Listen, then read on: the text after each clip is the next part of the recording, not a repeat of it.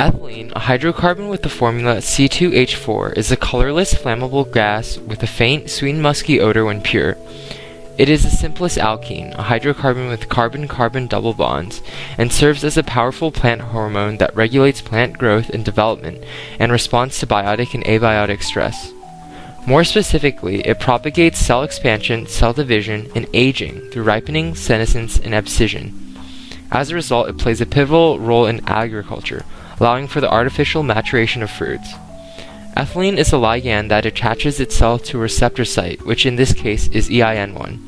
The ethylene receptor is related to the histidine protein kinase receptors of the two-component signaling system, which is prevalent in prokaryotes but very rare in eukaryotes.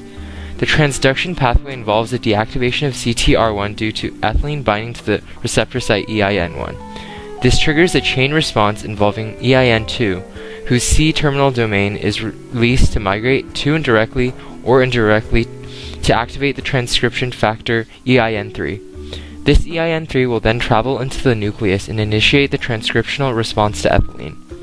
Without ethylene, CTR1 will stay activated, phosphorylating and preventing EIN2 from activating. With EIN2 remaining inactive, there is no signal that travels to EIN3 to initiate a response in the cell. This may be confusing to some people, so we will now explain this process through an analogy we believe you can all relate to. To illustrate this progression, we will look into the life of our average bio student. After coming home, the student decides not to work on mastering bio in order to prepare for the quiz, but rather, he begins to play video games. The student represents the ethylene receptor, while the video game he is playing represents CTR1. In this scenario, because there is no ethylene to trigger the receptor, the student will not stop playing video games and not do bio homework. The video games are preventing the student from studying biology, just like how CTR1 suppresses the EIN2, which is homework. After 1 hour of video games, the student's dad finally comes home from working. Seeing that his son had not been doing homework, the dad walks up to his boy, yelling at him to do his homework.